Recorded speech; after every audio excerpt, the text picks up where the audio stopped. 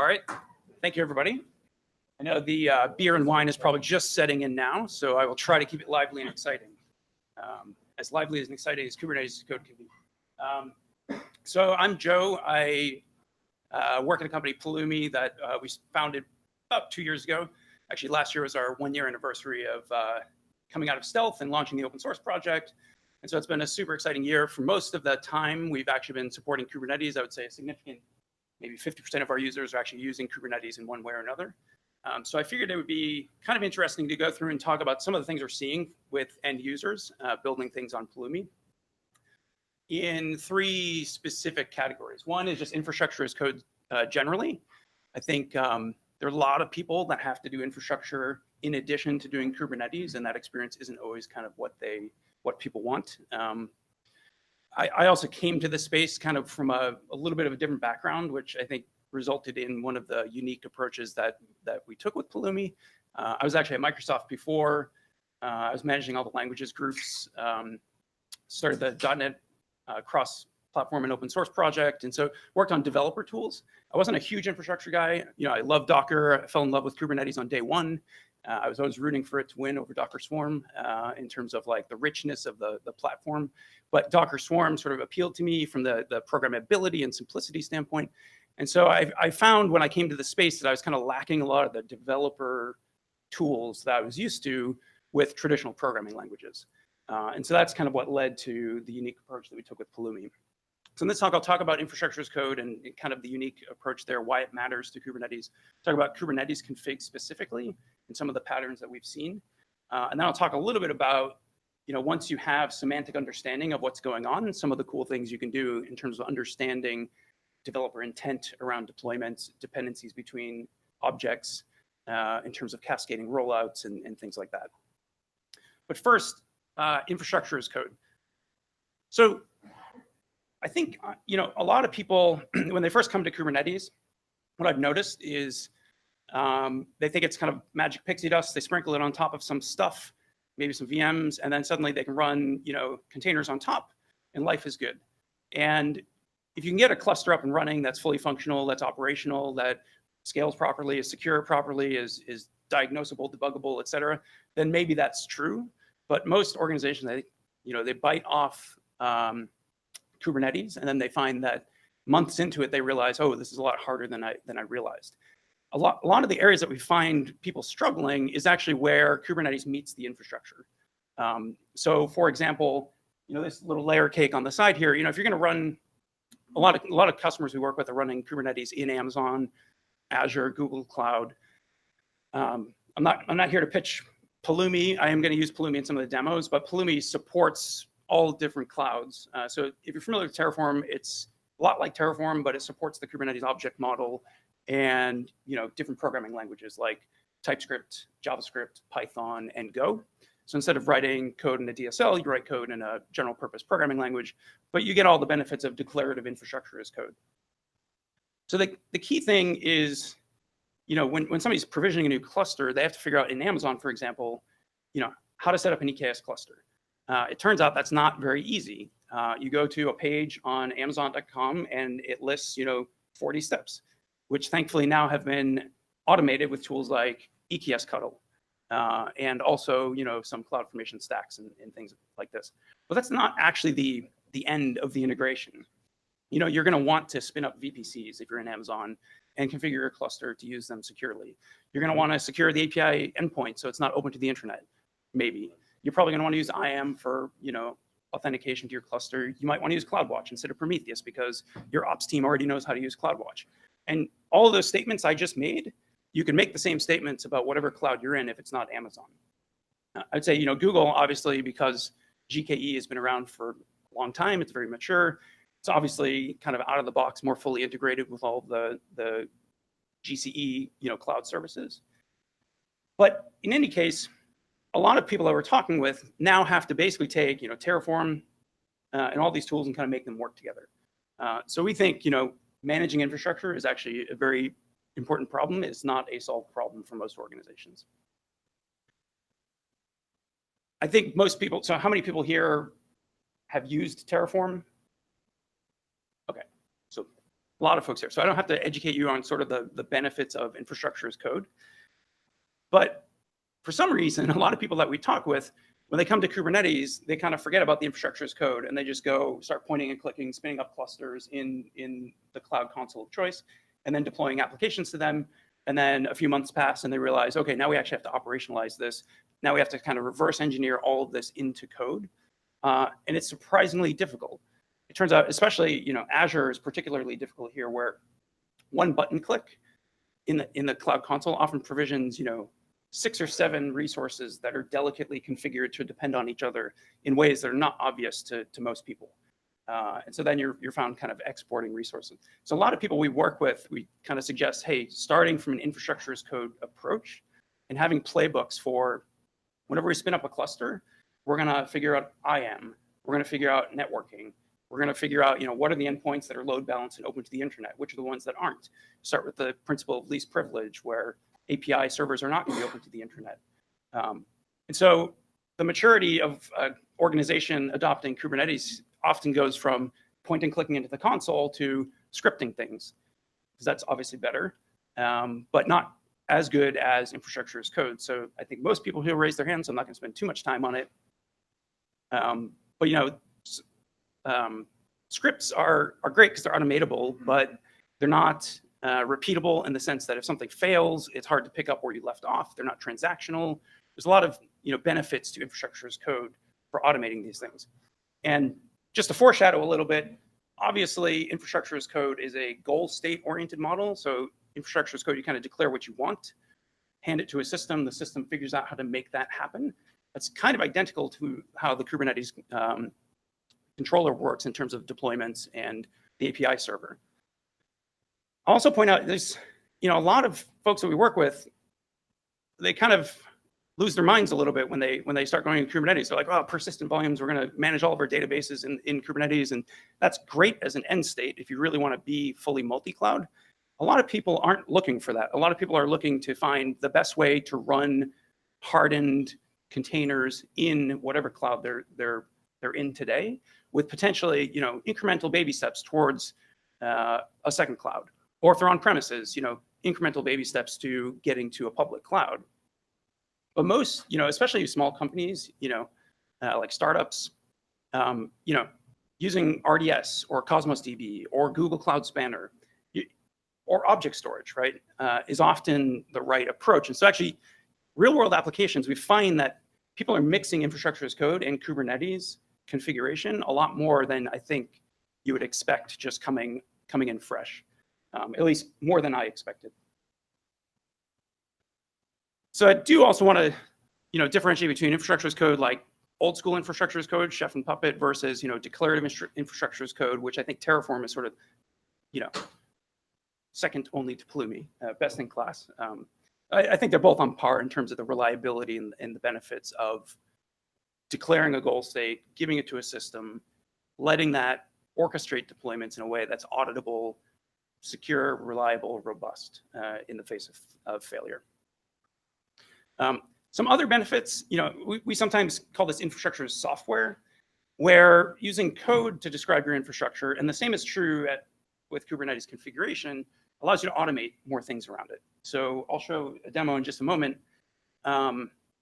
where you get all the benefits of code, like an IDE with statement completion and red squiggles if you make a typo, and if you hover over things, you get interactive documentation, right-click, refactor, a lot of things we just take for granted when we're editing code that suddenly with YAML or JSON or HCL, you kind of lose. Also, this is, we get this benefit with any textual representation of the configuration that we diff and review in, say, GitHub or GitLab or whatever source control system you're using. But the ability to review and use sort of GitOps workflows, I think, is also a thing that we see more mature organizations adopting for promoting code between different environments. And I think the key thing is, the scripting approach, typically the reason why it's appealing is because it works great on day one, but unfortunately on day 2+, where you have to spin up new environments or you need to evolve existing environments, kind of starts to break down. this is just a little tiny example where, this is in TypeScript. So we're actually saying, hey, spin up a new Amazon VPC. One of the things with Pulumi that's sort of, you'll have to suspend disbelief until we get to the demos, is because you can build bigger things out of smaller things, you can actually abstract away things that don't matter. So for a lot of people, it matters how many public and private subnets your VPC use. For a lot of people, it matters what CIDR blocks are going to be reserved for the IP address ranges within those subnets. It may matter, what security groups are being provisioned and how they're being wired up. For many people, they just know they want a VPC and they want safe kind of defaults out of the box. So by using a programming language, you can get basically the same way you can say, hey, if you're in Java and you just want a dictionary or a hash table, great, here's a hash table. If you want a red-black tree, you actually care about the implementation details and you want to fine-tune all the parameters and the load factor and all those things. It's kind of the same thing, the same idea here, where you can program with abstractions or forget about the details you don't care about until you care about them. And so that's kind of the magic where we can kind of usually take tens of thousands of lines of YAML and compress them into hundreds of lines of code. And there's a CLI, which we'll see in just 1 minute. I'd say evolving existing infrastructure also is an area we see a lot of challenges around these days. Especially, for example, is there anybody actually, I'm curious, how many people here are using a managed hosted Kubernetes like GKE, EKS, or AKS? Okay. Is there anybody who's been able to successfully upgrade the Kubernetes version of the cluster with 0 downtime? And was it easy? Yes? Okay, I will have to talk to you afterwards, because a lot of our customers struggle with, how do we cordon off the workload? And if we have persistent volumes, how do we actually do that without, horking the data while draining? Okay, yeah. Yeah. Right. I see. So we've actually been working with, we have a case I worked with for the last 6 months, helping Tableau Online go to Amazon with EKS to adopt Kubernetes for how they run their online services. And it's been a 6-month process of figuring out kind of like, and EKS is a moving target as well, so that also complicates matters. But through that, we've definitely learned there are some of these really difficult cases where if you really need 0 downtime, and literally you mean 0 downtime, it can get complicated. Also, just evolving the topology as things change, or bringing up a whole new online, geo-replicated service. A lot of this isn't just Kubernetes. Now you're actually touching the AWS infrastructure or whatever underlying infrastructure it is. So, of course, I'm biased, but one problem with all this is the infrastructure as code is not actually code in most cases, depending on your definition of code, of course. But what we found is, I mentioned the tens of thousands of lines. What I found is it usually works fine for the hundreds of lines. It's once you get, a year into your project and you've got lots and lots of different, environments. You're trying to manage, production staging. You're trying to, scale up to hundreds or thousands of microservices. This really breaks down scale. I see a lot of people sort of trying to do different YAML templating solutions. Obviously, customize helps with some of this. But our fundamental thing was, hey, let's just try using code for this and see where it takes us. So that's the infrastructure as code part, which dovetails into the Kubernetes as code part. So what I find is usually we think of these two things as separate, and in a lot of organizations they are. In a lot of organizations, you've got your infrastructure operators, and that's a team who's going to manage spinning up your clusters, securing it, creating the networking, and that's going to be a completely different team than the developers who are actually deploying code on top of it. Especially for, you talk to a CTO at like a 20-person startup. That's not the way it's operating. They've got one team. They want their team to move really fast, and they want as few tools as possible to do that. And they want their operators and infrastructure engineers to work collaboratively with their developers. And what you find is, whether it's Terraform or Azure, AWS, GCP, and then kubectl and Helm, you've got all these CLIs, and you're trying to orchestrate deployments across these, oftentimes with bash scripts in between. Heptio called this the walls of YAML and mountains of bash. I always like that phrase. I don't like it, but it accurately represents the state of affairs that I observe. And Helm charts are one example of an attempt to solve this while sticking with YAML, which is I love Gabe and team, so I'm not trying to throw mud at them. They know how I feel about this, but like actually having to think about YAML indentation as you're doing Go templates within your YAML, a little bit mind-bending, and maybe that's not the kind of problem domain that you want to focus on at that moment in time. So again, back to this idea of like, let's stand on the shoulders of giants, right? We've worked on programming languages for 30 years. Let's try to use them to solve this problem, which seems like it's screaming out for languages. Now, the key thing is it would be nuts to just use programming languages. The key thing is marrying that with infrastructure as code, right? So you get the declarative model of infrastructure as code, but all the power and expressiveness of a programming language. So I'll just show a quick demo, and I'm running short on time. So this is basically just a simple program, and this is basically just saying create a deployment for Nginx and load balance a service in front of it. And I should note, because this is an IDE, I get statement completion. I get this is the stuff I was mentioning earlier, where I'm getting all the sort of documentation in line.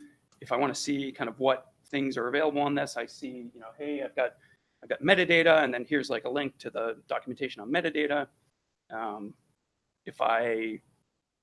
all this is open source, by the way, so this is not a product pitch. If you want to give it a try, it's completely free to use.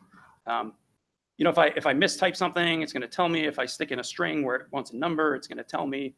So there's a lot of good things that I just get from this being a language. I can go to definition. I can find all references. I can rename things, like all the things that we have grown to love. And another benefit is, if I'm here,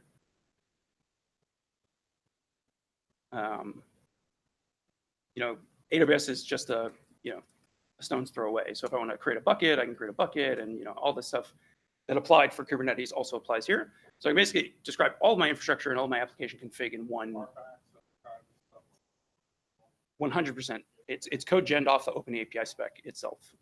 So all the APIs are supported.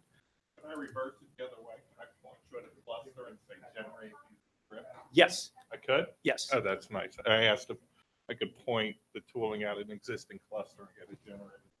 Yes. Yeah, and you can deploy existing YAML files. You can deploy existing Helm charts. Yeah. So sorry, this is tethered on my phone, so it may be slower than usual. So basically, I set Pulumi up, and it's going to show me a preview. So this is kind of like the Terraform plan, and you can run this as an independent step if you want. I'm going to say yes. And so pay close attention to one interesting thing, which is see this info here. You'll notice it's saying, hey, deployment complete, finding pods to direct traffic to. So this is different from kube control in that it's not just taking YAML and posting it to the API server. It's actually driving the API server in much the way Terraform drives AWS. And it gives us, so now it's saying attempting to allocate an IP address. That's usually the part that takes the longest, because that's waiting on, this is a GKE cluster, so it's waiting on Google to allocate the cluster. And so that will come back in a second. So it's complete. And then it says at the end IP address, and this is because we basically printed out we exported. So in Pulumi, this is a stack. You can actually export variables that are consumed from other stacks. And so this is important in building complex environments. In this case, what I can do is, whoops. In theory, if I open this, I should see the Nginx getting started page. So there we go. And now I can actually just go ahead and destroy this. And now that's going to tear the whole thing down again.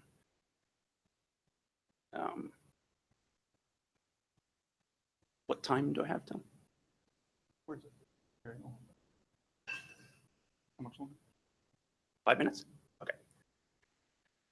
So that was cool, but I mentioned you can mix things. So in these two examples are neat because here I'm actually spinning up a GKE cluster and then deploying a canary into that same cluster within the same program.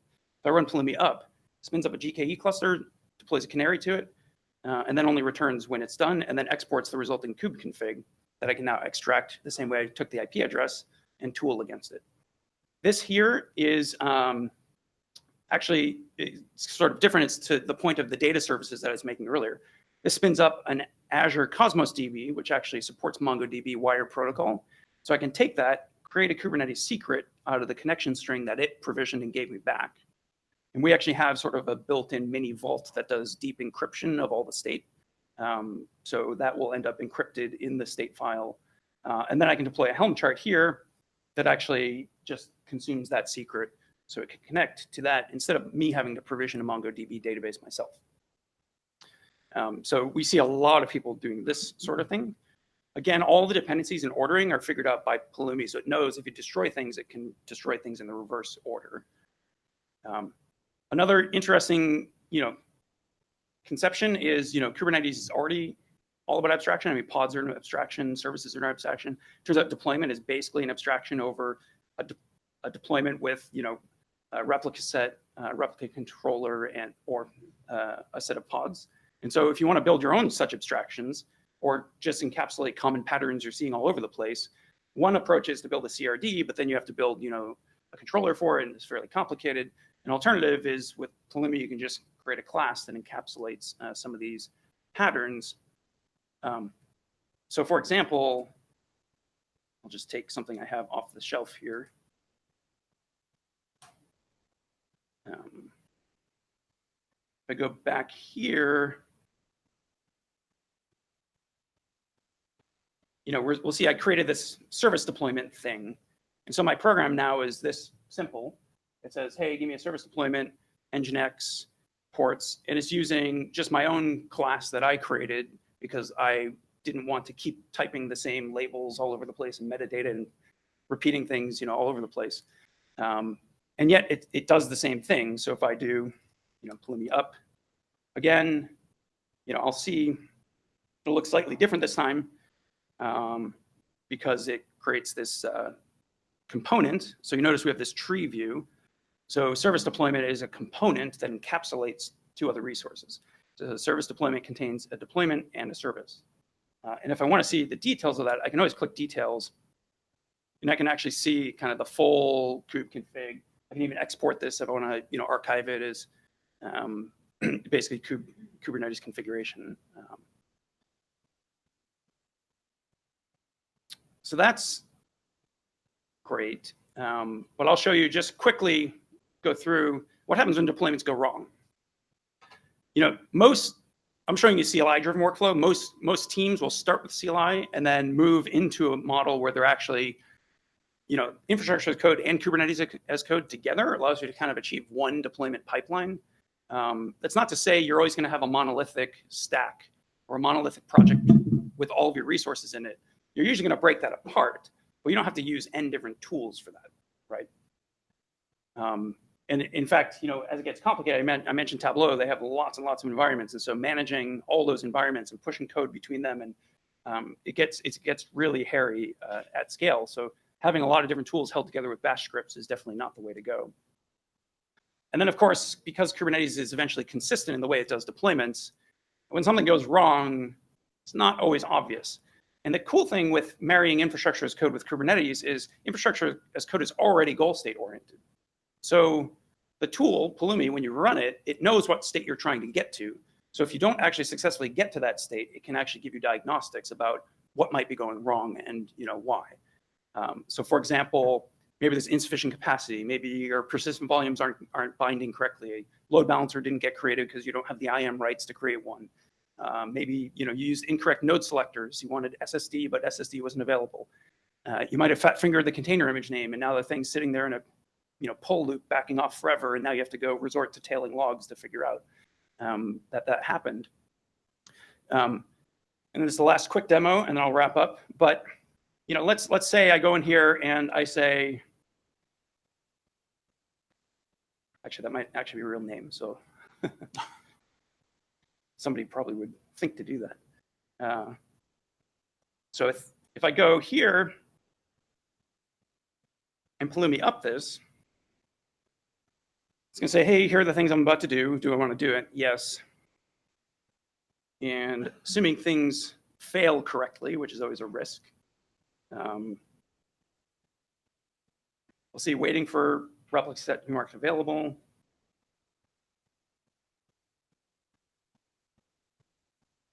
And so it says, two pods failed to run because it kind of scrolls off the side there. But if I hit Control C, it's going to tell me, two pods failed to run because invalid image name. It will retry for a little bit, and then it will eventually fail and give me that error. And then, I can go fix that up. But basically, any kind of failure, and notice that it didn't even try to create the service because it knows they're dependent. So it will actually trigger the cascading dependencies as well. So that tends to be pretty useful in practice. Final thing to mention is testing your infrastructure. You can actually test things because this is just real code, so you get access to test frameworks that you might already know and love. If you want to do, fault injection or fuzzing or extreme scale testing, we actually have some customers that have built systems that just use Pulumi, monkey patch the configuration to do things like turn off load balancers, scale things down when we didn't expect it, pull out persistent volumes out from underneath the pods, things like that. So just being real code allows you to do a lot of cool things. In fact, because it's code, anything's possible. We have people that have done spot price bidding and dynamically migrate their workloads, as basically spin up node groups on the fly and migrate their clusters over as cheaper compute becomes available. Integration with Prometheus, or you just get to be more productive because you get to use code and software engineering practices that we've been using for the last 30 years. So that's it. Do I have time for 2 questions? Or okay.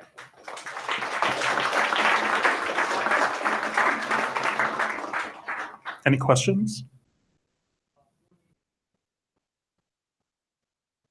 Pulumi is is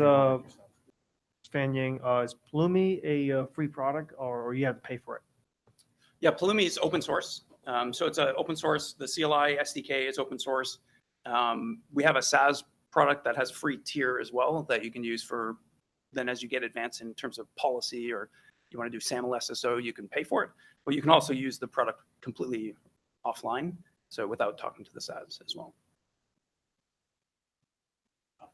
What's the etymology of Pulumi? Oh, like the origin of the name? It is actually the Hawaiian word for broom, which I wish I had a better phrase. Broom, yes. It's actually a tribute name for a friend of ours that passed away that was advising on the company. His last name was Broom. But we also tidy up the cloud. Tidy up the cloud.